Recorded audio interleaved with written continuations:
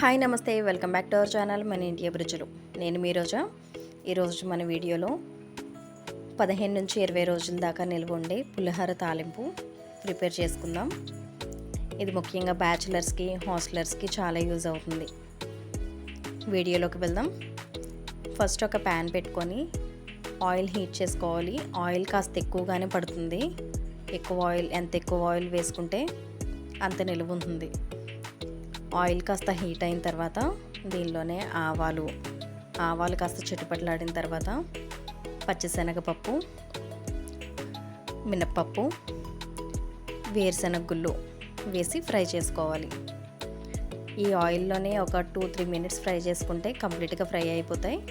ఇవి ఫ్రై అయితేనే తప్ప చింతపండు రసం వేయకూడదు. ఇవి కాస్త ఫ్రై అయిన తర్వాత పచ్చిమిరపకాయలు కూడా వేసుకోవాలి. పచ్చిమిరపకాయలు మీ కారానికి తగ్గట్టు వేసుకోండి. ఇలా చీల్చి వేసుకుంటే కారం అనేది చింతపండు పులుపులోకి బాగా దిగుతుంది. పచ్చిమిరపకాయలు కూడా వేగిన తర్వాత ఎండుమిరపకాయలు కూడా వేసుకోవాలి. ఈ తాలింపులు వేసుకుంటున్నప్పుడు మాత్రం స్టవ్ని లో ఫ్లేమ్లోనే పెట్టుకోండి. లేదు అంటే త్వరగా మాడిపోతే ఫ్రై అవ్వకుండానే. ఎండుమిరపకాయలు కూడా కొంచెం ఫ్రై అయిన తర్వాత దీనిలోనే ఒక గుప్పెడు కరివేపాకు వేసుకోండి. కరివేపాకు పులిహోరకి మంచి ఫ్లేవర్ వస్తుంది. మీ దగ్గర వీలైనంత వరకు ఎక్కువగానే వేసుకోవడానికి ట్రై చేయండి. ఉన్నదాన్ని బట్టి కరివేపాకు కూడా వేసి కరివేపాకు కొంచెం చిటపటలాడి ఫ్రై అయిన తర్వాత దీనిలో ఇంగువ వేసుకోండి. నేను ఇక్కడ ఎల్లో కలర్ ఇంగువ తీసుకున్నాను. మీకు వీలైతే వైట్ ఇంగువనే వేసుకోండి. ఇదైతే నేను ట్రై చేద్దామని చెప్పి తీసుకున్న స్టోర్లో, కానీ అసలు నాకైతే నచ్చలేదు. ఇంగువ అసలు ఫ్లేవర్ లేదు. ఇంగువ వేసి ఇంగువ కూడా ఫ్రై అయిన తర్వాత చింతపండు గుజ్జు తీసుకోవాలి. మీరు చింతపండు గుజ్జు వీలైనంత వరకు చిక్కగానే తీసుకోండి, త్వరగా ప్రిపేర్ అవుతుంది. ఎక్కువ వాటర్ వేసారా అంటే ప్రిపేర్ అవ్వడానికి చాలా టైం పట్టేస్తుంది. చింతపండు గుజ్జు వేసిన తర్వాత తాలింపుని కింద నుంచి పైకి కలుపుతూ బాగా మిక్స్ చేసుకోవాలి. ఇది బాగా మిక్స్ చేసుకున్న తర్వాత దీనిలోనే మీ టేస్ట్కి తగ్గట్టు సాల్ట్ కూడా వేసేసుకోవాలి. రైస్లో వేసుకునే కంటే ఇలా చింతపండు తాలింపులో వేస్తేనే సాల్ట్ అనేది బాగా కరుగుతుంది. తర్వాత దీనిలో మీకు తగినంత పసుపు కూడా వేసుకొని ఒకసారి బాగా మిక్స్ చేసుకోవాలి. ఇది ఉడుకుతున్నప్పుడు మాత్రం స్టవ్ ఫ్లేమ్ని లో నుంచి మీడియంకి పెట్టుకోండి. లో నుంచి మీడియం ఫ్లేమ్లో పెట్టుకొని ఒకసారి బాగా మిక్స్ చేసి మూత పెట్టి మగ్గించుకోవాలి. ఒక 5 to 10 మినిట్స్ మగ్గించుకోవాలి. ఇలా 5 to 10 మినిట్స్ మగ్గించుకున్న తర్వాత మూత తీసరికి చూసారా కాస్త ఆయిల్ పైకి తేలుతుంది. ఇలా ఆయిల్ తేలడం స్టార్ట్ అయింది అంటే ఆల్మోస్ట్ దగ్గర పడిపోతున్నట్టు. ఈ స్టేజ్లో ఉన్నప్పుడు బెల్లం వేసుకోవాలి. బెల్లం కొంచెం వేసుకుంటే సరిపోతుంది. పెద్ద తీపి రాదు కానీ టేస్ట్ బాగుంటుంది. అస్సలు బెల్లం మాత్రం స్కిప్ చేయొద్దు.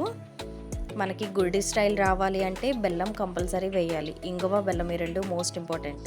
బెల్లం వేసిన తర్వాత ఒకసారి మిక్స్ చేసుకొని సిమ్లో పెట్టి కొంచెం సేపు మగ్గించుకోవాలి. ఈలోపు మనం ఆవపిండిని ప్రిపేర్ చేసుకుందాం పులిహోరకి. నేను ఇక్కడ ఆవపిండి సాల్ట్ తీసుకున్నాను బౌల్లో. ఆవపిండి సాల్ట్ని బాగా మిక్స్ చేసుకోవాలి. నేను ఇక్కడ పొడి ఆవపిండి తీసుకున్నాను. అదే మీరు ఆవాలు నానబెట్టి తీసుకునేటట్టయితే ఆవాలు బాగా నానిన తర్వాత దానిలో ఒక ఎండుమిరపకాయ కొంచెం సాల్ట్ వేసి మిక్సీ పట్టుకోవాలి, లైట్గా వాటర్ వేసి. దీనిలో కూడా ఇప్పుడు లైట్గా వాటర్ వేసి కొంచెం థిక్ పేస్ట్లా చేసుకుంటున్నాను. సేమ్ ఇదే కన్సిస్టెన్సీలో మీరు ఆవాలు నానబెట్టుకున్నది కూడా ఇదే కన్సిస్టెన్సీలో ఇలా థిక్గా ఉండేటట్టు చేసుకోవాలి. దీనికి కూడా వాటర్తో మిక్స్ చేసిన తర్వాత ఆయిల్ వేసి కూడా ఒకసారి మిక్స్ చేసుకోవాలి. ఇలా ఆయిల్ వేసి సాల్ట్ వేసి మిక్స్ చేయడం వల్ల ఏంటంటే కండ్రెక్కకుండా ఉంటుంది. అదే మీరు డైరెక్ట్ ఆవ పేస్ట్ చేసుకున్నారంటే ఎండుమిరపకాయ కూడా కంపల్సరీ వేసుకోవాలి. ఎంతసేపు ఉన్నా కండ్రెక్కదు. ఫ్రిడ్జ్లో కూడా స్టోర్ చేసుకోవచ్చు.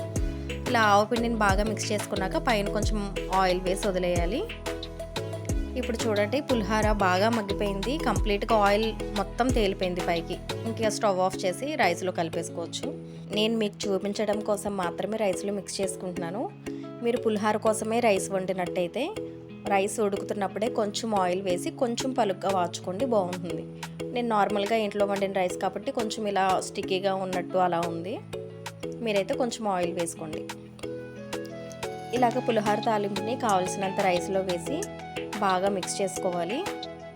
ఎక్కడ గుజ్జు కానీ రైస్ గడ్డలు కానీ లేకుండా ఈవెన్గా మిక్స్ అయ్యేటట్టు మీ కంఫర్ట్ని బట్టి చేతితోనో గరిటతోనో మిక్స్ చేసుకోండి. బాగా మిక్స్ చేసుకొని చల్లారిపోవాలి కంప్లీట్గా. ఇప్పుడు ఇది ఆవపిండి కొంచెం వేడున్నా కూడా వేయకూడదు. రైస్ కానీ పులిహోర తాలింపు కానీ మొత్తం చల్లారిపోయిన తర్వాత అప్పుడు మనం రెడీ చేసి పెట్టుకున్న ఆవపిండి వేసుకొని కలుపుకోవాలి. ఈ ఆవు పిండి కూడా మీ ఘాటుకు తగ్గట్టు వేసుకోవచ్చు.